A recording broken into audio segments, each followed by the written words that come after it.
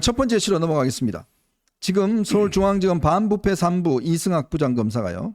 오늘 오전부터 변호사법 위반 혐의로 권순일 전 대법관을 지금 소환 조사를 하고 있습니다. 지난 3월 달에 일단 압수수색을 했고 원래 이 사건은 변호사법 위반 사건을 일단 경찰에 수사를 하게 돼 있습니다.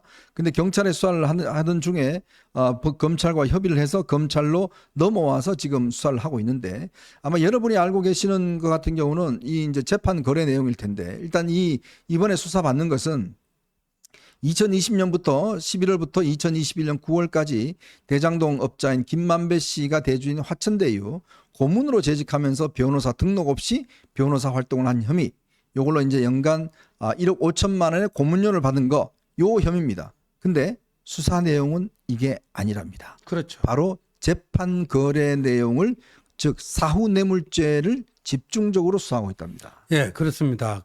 김만배 씨가요, 이재명 당시 친형 정신병원에 강제 입원시킨 적 없다. 경기도지사 선거 당시 방송 토론에서 네. 그렇게 한 얘기가 허위사실 공표에 해당돼 갖고 고법에서 벌금 300만 원, 그러니까 당선 무효형이 되는 거죠. 경기도지사직 날라가고 네.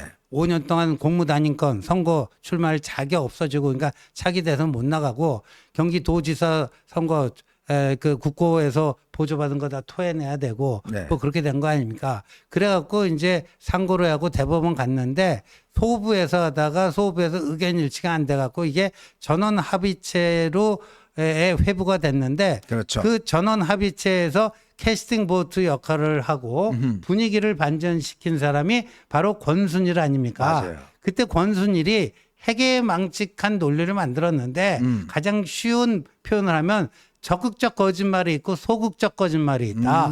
거짓말도 적극적 두 가지다. 거짓말은 확실하게 그 짓을 하겠다는 이 의도성, 계획성을 가지고 하는 게 이 적극적 거짓말이라면 소극적 거짓말은 방송 토론이나 이런 과정에서 상대 경쟁 후보가 막 공격이 해 오니까 이렇게 방어하는 과정에서 순간적으로 뭐 한 거 이런 게 소극적 거짓말이다. 그렇죠. 이 소극적 거짓말은 따라서 표현의 자유의 영역으로 품어줘야 된다. 네. 이 듣도 보도 못한 논리예요.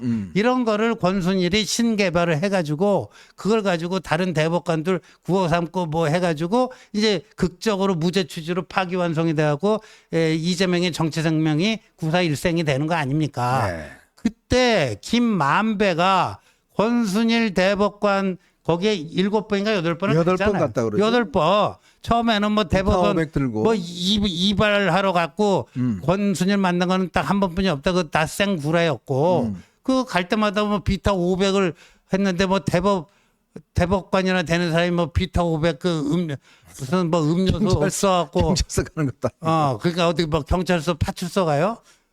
그거를 비타 500. 그러니까 비타 500 박스 안에 뭐가 들었는지 그리고 변호사법 위반 혐의도 화천대유 월 1,500 아닙니까? 네. 저게 1억 5천 10개월 만에 중단된 이유가 뭐예요? 대장동 사건이 언론을 통해서 보도가 돼서 사회적 이슈가 되니까 뜨거워하고 빼버린 거 아니에요? 그렇죠. 그래서 10달치만 받아갖고 1,500이죠. 만약에 이게 그 이슈가 안 됐다면은 아직까지도 받고 있을 거란 말이에요. 맞아요. 권순일이. 당시에 말이죠. 저도 이제 대법원을 출입해 봤습니다만은 대법원에 출입하려면 이제 저희 때는 그냥 저희들 뭐 패스로 갔는데 그 이후에는 바뀌어서 이제 이게 안에다가 등록을 해야 된다고 그래요. 근데 이제 대법관한테 전화해서 나 들어갑니다. 머리 깎으러 갑니다. 왜냐하면 개별 대법관 사무실에서 허락을 해줘야 되거든요. 근데 그거 했다는 건 말이 안 되는 이야기죠. 세상에 머리 깎으러 가면서 대법관 사무실에 전화해서 나 들어보내달라고 이야기하는 게 어디 있습니까? 자, 그리고 제가 당시에 모 대법관을 취재를 좀 했습니다. 그때 참가했던 대법관을. 그랬더니 이 대법관이 그런 이야기를 하시더라고요. 권순일이 원래 최고참이었대요. 원래 회의를 하게 되면 최고참이 이제 발언권이 제일 세다는 거예요. 근데 이 문제에 대해서 굉장히 적극적으로 막 설파를 하더라는 거예요. 거짓말인 진짜 이게 적극적인 거짓말이 있고 소극적인 거짓말이 있는데 이런 거는 TV 토론에서 나와서 소극적인 거짓말이기 때문에 이거는 진짜 거짓말을 할 수 없다. 뭐 이런 논리를 하면서 막 대법관 개개인들한테도 막 설득하고 막 이러더라는 거예요. 그러니까요. 그래서 이제 그때 대법관들이 저 사람이 왜 이 문제에 대해서 이렇게 지금 저걸 하지? 라고 했다는 거예요. 그러니까 5대 5였다고 합니다. 5대 5였는데 권순일이가 딱 하면서 김명수가 권순일 편을 딱 들어버린 거예요. 7대 5가 돼버린 거예요. 그러면서 이제 이재명이 살아난 거거든요. 그러니까 그때 권순일이 굉장히 적극적으로 이 논리를 설득하고 설파했다는 거죠. 그래서 이제 그때부터 의심이 사기 시작한 겁니다. 그랬더니 알고 봤더니 김만배가 8번씩이나 찾아가고 그다음에 퇴임한 이후에도 지금 화천대유 고문을 하면서 1억 5천만 원을 받았다라는 거. 그러니까 결국 이제 지금 50억 클럽에 명단이 들어간 거 아니겠습니까? 그렇죠.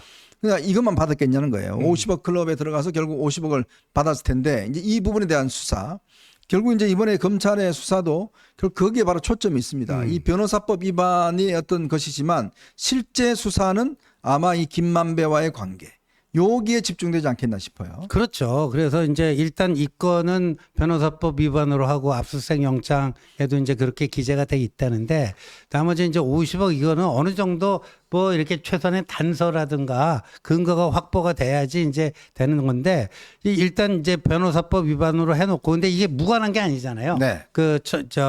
월 1,500씩 받은 게 그걸 통해서 이제 제대로 해야 되는 거죠. 근데 압수수색한 지 넉 달 만에 소환 조사하는 것도 이것도 네. 득장 수사 아닌가 하는 생각이 들고 벌써 이게 불거진 게 언제예요. 네. 그리고 그 50억 클럽이 6명이 있잖아요.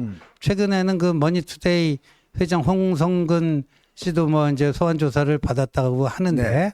그리고 뭐 김수남 전 검찰총장하고 또 한 사람 더는 뭐 서면 조사를 받았다고 네, 해요. 네. 근데 50억 클럽이라는 게 거의 비슷한 시기에 50억을 김만배로부터 받은 걸로 의심되는 그 사람들 아닙니까?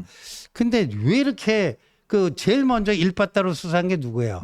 곽상도 의원 아닙니까? 곽상도 수사죠. 곽상도 의원은 1심이 나갔고 지금 2심이 진행 중 아닙니까? 1심 무죄가 났죠. 1심 무죄 나왔고 네, 2심이 지금 그렇죠. 진행 중에 있고. 네네. 근데 이제 권순일은 첫 번째 소환 조사예요, 이게. 예. 그게 제가 알아보니까요.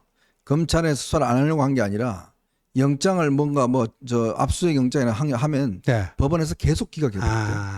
법원에서 자기들 그 판사 출신, 대법관 출신이라고 수사에 굉장히 어려움이 있었다 그럽니다. 왜냐하면 뭘 압수영장을 신청해도 전부 다 기각해버렸대요. 거의 오기로 했다고 그럽니다.